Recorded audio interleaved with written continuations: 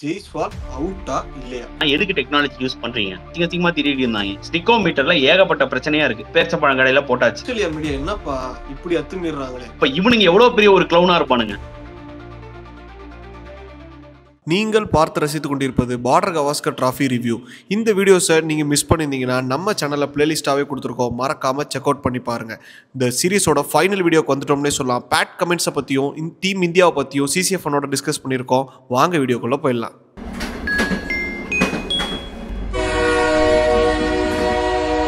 ஆலினால் அழகு ராஜா Pat Cummins என்ன மாதிரி கேப்டனுங்க. பேட்டிங்ல விடுறீங்களா, பேட்டிங்ல பிடிச்சி தரேன், பவுலிங்லயும் நானே வரேன் அப்படின்ற மாதிரி எப்படிப்பட்ட ஒரு கேப்டனா இருக்காரு. கமின்ஸை பத்தி சில வார்த்தைகள். கமின்ஸை பத்தி நானும் ஆல்ரெடி என்னோட சேனல் ஒரு வீடியோ போட்டிருக்கேன். நீ பார்க்கலன்னா போய் தாராளமா செக் பண்ணு. பட் இருந்தாலும் கண்டிப்பா நான் உங்ககிட்ட அதை சொல்லியே ஆகணும். பேட் கமின்ஸை பத்தி நீயே ரைஸ் பண்ணலானா கொஸ்டின் நானே சொல்லியிருப்பேன் எண்ட் ஆஃப் த வீடியோல. ஏன்னா பேட் கமின்ஸ் வந்து பாத்தீங்கன்னா வெரி விஜிலன்ட் பர்சன். நான் உனக்கு ஒரு இம்பார்ட்டன்ட் பாயிண்ட சொல்றேன்.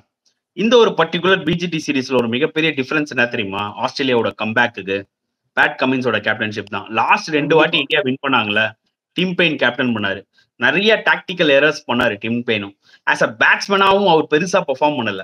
ஓகே, ஆஸ் அ விக்கெட் கீப்பராவும் நிறைய கேச்சஸ் டிராப் பண்ணாரு. ஓகே, இன்னைக்கு நம்ம ரோஹித் சர்மா சொல்றோம் பாத்தியா, ரோஹித் சர்மா விட கொடுமையான ஃபார்ம்ல எல்லாம் ஒன்னும் அவர் இல்ல. 40 ரன் அப்பப்போ 30 ரன் அடிச்சாரு. பட் ஆனா ஆஸ் அ கேப்டனாவும் சரி, ஆஸ் அ பேட்ஸ்மேனாவும் சரி, ஆஸ் அ கீப்பராவும் சரி, டிம் பெயின் அந்த ஒரு 2 சீரீஸ்லயுமே ரொம்ப ஸ்ட்ரகிள் ஆனாரு. மெயினா சொல்லணும்னா 2020-21 சீரீஸ்ல. சோ அந்த அளவுக்கு ஒரு கேப்டன் மெட்டீரியலா அவர் இருந்தாரான்னு கேட்டீங்கன்னா கிடையாது. டீம் நல்லா இருந்தது. இதே கிட்டத்தட்ட சிமிலர் டீம் தான். ஓகே, இதை விட ஸ்ட்ராங் பேட்டிங் டீம். டேவிட் வார்னர்லாம் அப்போ வந்து கொஞ்சம் பீக்ல இருந்தாரு. ஆனா என்ன இங்க ஒரு மிகப்பெரிய டிஃபரன்ஸ்னா பேட் கமின்ஸோட கேப்டன்ஷிப் தான். ஏன்னா நீ நல்லா பாத்துக்கோ, MCG wicket decent for batting. Last டேல பால்லாம் ஒன்னும் பெருசா திரும்பல, எதுவுமே சீம் மூவ்மெண்ட் இல்ல, எதுவுமே இல்ல. ஆனா பேட் கமின்ஸ் என்ன பண்ணுவார்னா, ஒரு அட்டாக்கிங் ஃபீல்ட் செட் பண்ணி, ஜெய்ஸ்வாலோட வீக்னஸ் என்ன, அவன் சின்ன பையன், 2 பேரை கிட்ட போய் நிக்க வச்சா ஈகோல விளையாடுவான், பவுன்சர் போட்டு தூக்குறாரு. கேஎல் ராகுல் வந்து ஸ்டாண்ட்ஸ் நான் சொல்லியிருக்கேன், லோ ஸ்டாண்ட்ஸ்ல இருந்து அப்பப்போ கவர்ஸ் ஓவர் பிச் பண்ணா டிரைவ் ஆடுறாரு கேஎல் ராகுல். ஷார்ட்டா போட்டா அப்படி கட் ஆடுறாரு, பவுன்சர் போட்டா அப்படி குனிஞ்சிடுறாரு.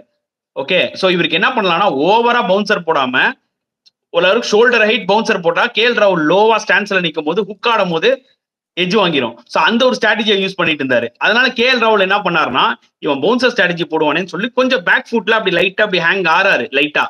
ஆனா இந்த டெஸ்ட் மேட்ச்ல என்ன பண்ணாருன்னா, நீ பேக் ஃபுட்ல தானே ஹேங் ஆகிருக்க, லைட்டா ஒரு மாதிரி நான் பவுன்சர் போட்டு ஒன்னு எடுக்க போறேன்னு நினைக்கிறேன், ஆனா நான் உன் அவுட் சைட் ஆஃப் ஸ்டம் சேனல்ல இந்த வாட்டி எடுக்கிறேன் அப்படின்னு சொல்லி போல்ட் ஆக்குனாரு. செகண்ட் டைமும் வந்து பாத்தீங்கன்னா சேம் டெலிவரி, என்ன காட் பிஹைண்ட் எட்ஜ். சோ எந்த அளவுக்கு ஆஸ் அ போலரா அவர் வந்து பண்றாரு. போலரா மட்டும் இல்லாமல் கேப்டன்ஷிப்பும் பண்ணணும். அவ்வளவு ஈஸி கிடையாதுங்க. உங்களோட போலிங்கும் நீங்க யோசிக்கணும், போலிங் ஸ்ட்ராட்டஜியும் யோசிக்கணும், கேப்டன்ஷிப்பும் யோசிக்கணும். போலர்ஸ் த வே அவர் ரொட்டேட் பண்ண விதம், ரெஸ்ட் கொடுத்து மிச்சல் ஸ்டார்க் இன்ஜுரிங்க, சைட் ஸ்ட்ரெயின் அவருக்கு. ஆனா அவர் எப்படி யூஸ் பண்ணாரு பாருங்க, அப்பப்போ யூஸ் பண்ணாரு. நீ 4 ஓவர் வந்து போடு ராஜா, ஃபுல்லா போடு, போய் ரெஸ்ட் எடுத்துக்கோ, நான் போலாண்ட உள்ள எடுத்துன்னு வரேன், அப்புறமா லயனுக்கு ஒரு 7 ஓவர் ஸ்பெல்லு தரேன், நான் உள்ள போறேன். ரெஸ்பான்சிபிலிட்டியை பேட் கமின்ஸ் எடுத்துக்கிட்டாரு. பேட் கமின்ஸ் அதிகமா போட்டாரு ஸ்பெல்ஸ், அதை நோட் பண்ணீங்களா? அதனால ஆப்வியஸ்லி ஹியூஜ் கிரெடிட். இன்னைக்கு வந்து ஆஸ்திரேலியா 2-1 இருக்காங்கன்னா அதுக்கு மேஜர் ரீசன் பேட் கமின்ஸ் தான். அதுவும் இந்த எம்சிஜி டெஸ்ட்ல 49 runs in first innings, 41 runs in second innings with wickets in hand and super captainship, deserve to get that man of the match நான் சொல்லுவேன் சபரீஷ். கண்டிப்பா ஓவராலா இந்த மேட்சை பார்க்கும்போது எனக்கு எப்படி தோணுது அப்படின்னா, அவங்களும் டிராக்கு தான் ஆடினாங்க, நம்மளும் டிராக்கு தான் ஆடினோம். கடைசியில பார்த்தா நம்ம போய் இந்தாங்கப்பா நியூ இயர் கிஃப்ட் வச்சுக்கோங்க அப்படின்னு கொடுத்துட்டு வந்த மாதிரி இருக்கு. ஓவராலா இந்த மேட்சை பத்தி நீங்க என்ன நினைக்கிறீங்க, உங்களோட கருத்து? ஒரு விஷயம் சொல்றேன், இந்தியா வந்து ஆக்சுவலா ஒரு நல்ல ஃபைட் பேக் கொடுத்தாங்க. இவ்வளவு தூரம் 5th டே வரைக்குமே, கடைசி செஷன் வரைக்கும் போனதே வந்து பாத்தீங்கன்னா நான் வந்து இந்தியாவை பாராட்டுவேன். First point. ஆனா நிறைய இம்பார்ட்டன்ட் மூமெண்ட்ஸ்ல ஆக்சுவலா ஆஸ்திரேலியா ஜெயிச்சிட்டாங்க, அங்கதான் இந்தியா சொதப்பிட்டாங்க. அந்த இம்பார்ட்டன்ட் மூமெண்ட்ஸ் எங்க ப்ரோ அப்படின்னு நீங்க கேட்டீங்கன்னா, டெஃபினட்டா ஜெய்ஸ்வாலோட அந்த ரன் அவுட்.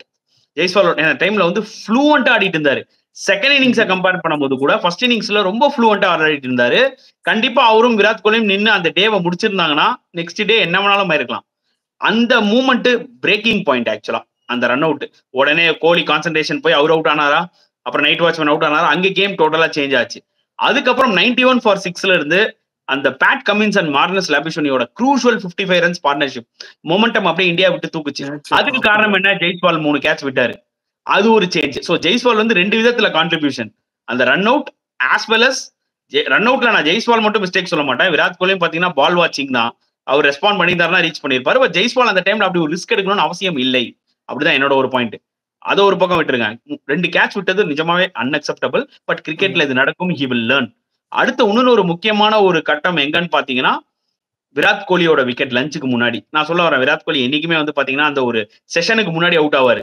டீக்கு முன்னாடி, லஞ்சுக்கு முன்னாடி. இதை வந்து நான் வந்து கோடி தடவை சொல்லிட்டேன் என்னோட சேனல்ல. முன்னாடில இருந்து சொல்லிட்டு வந்துட்டு இருக்கேன். இவர் வந்து அவுட் ஆற விதமும் வந்து பிரச்சனையா இருக்கு, அவுட் ஆற டைமிங்கும் பிரச்சனையா இருக்குன்னு. அவர் 33 for 2 இருக்கும் போது அது வேற மாதிரி போயிருக்கும். 33 for 3 போதே அந்த வின்னிங் ஆப்ஷன் போயிடுச்சு இந்தியாவுக்கு. ஓகே, இந்தியா ஸ்டார்டிங்ல ஸ்லோவா ஆனாங்க, அதெல்லாம் விட்டுருங்க. டிராப் பண்ணியிருந்தாலே பெரிய விஷயம் தான்.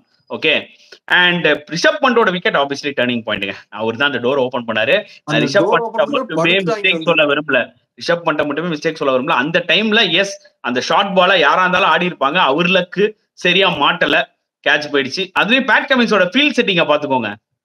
அதாவது அகெயின்ஸ்ட் ஆஃப் ஸ்பின்னர் அவர் என்ன நினைச்சிருக்கலாம்னா, லாங் ஆன மட்டும் செட் பண்ணிட்டு ஒரு ஸ்கொயர் லெக்க மட்டும் செட் பண்ணிருக்கலாம். ஏன்னா ரிஷப் பண்ட் ஏறி போய் எப்பவுமே இப்படி அடிப்பாரு, இல்லைன்னா ஸ்வீப் ஆடுவாரு. ரொம்ப ரேரா தான் ஸ்பின்னரை வந்து ரிஷப் பண்ட் இப்படி பேக் ஃபுட்ல போயிட்டு அந்த மாதிரி ஷாட் ஆடுறது ரொம்ப ரேர் தான். ஆனா அவர் ஜட்ஜ் பண்ணாரு, அந்த ஒரு ஃபீல்ட் செட்டிங்க கரெக்டா செட் பண்ணாரு. அதுக்கேற்ற மாதிரி டிராவல்ஸ் செட்டும் போட்டாரு.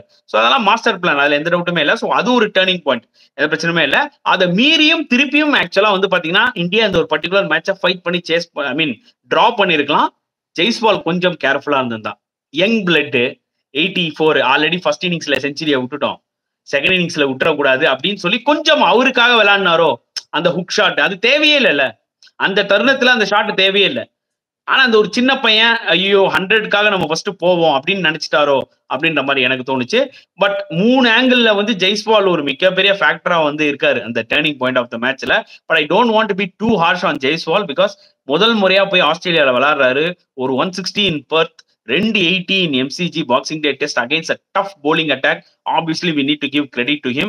ஏன்னா பெரிய பெரிய பிளேஸ் இங்க ஒன்னும் ஆடாம இருக்காங்க, சிங்கிள் டிஜிட்ல போயிட்டு இருக்காங்க வாக்கிங் விக்கெட்டா.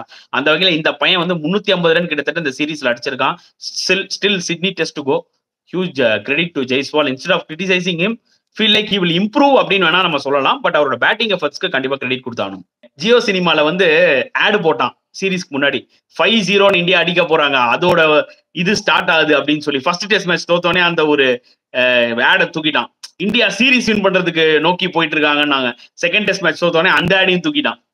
புரியுதா உங்களுக்கு? இந்தியா இதுக்கப்புறம் WTCயை நோக்கி போயிட்டு இருக்கு அப்படின்னா, 3வது டெஸ்ட் தோத்ததுக்கு அப்புறம் அந்த ஆடையும் தூக்கிட்டான்.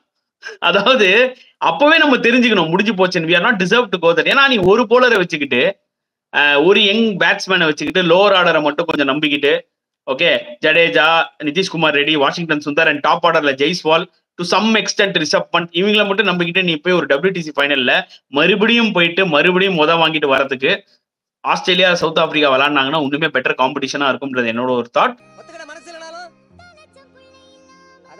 கௌதம் கம்பீர் குறை சொல்லணும்.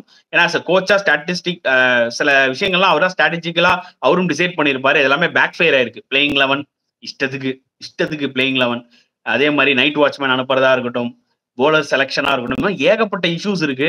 At the same time bowling கோச்னு ஒரு ஆளை வச்சிருக்காங்க மார்னே மார்க்கல்னு.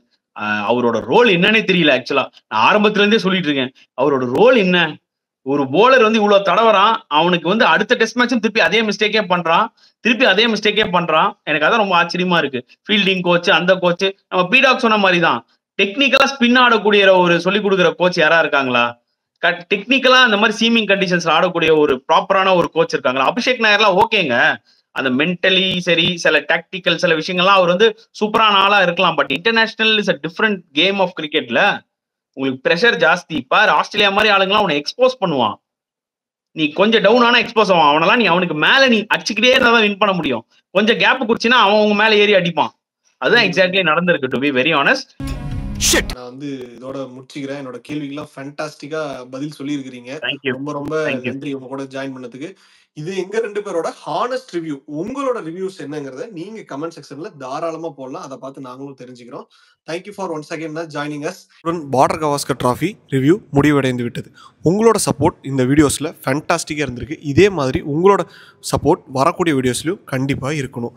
வீடியோ முடிக்கிறதுக்கு முன்னாடி ஒருத்தருக்கு நன்றி சொல்ல கடமைப்பட்டிருக்கேன். தேங்க்யூ லலிதண்ணா, எங்களுக்கு ஃபேண்டாஸ்டிக்காக பண்ணி கொடுத்துருக்கீங்க. Thank you for joining us. Okay guys, signing off, Sabaris. See you on next video. Bye.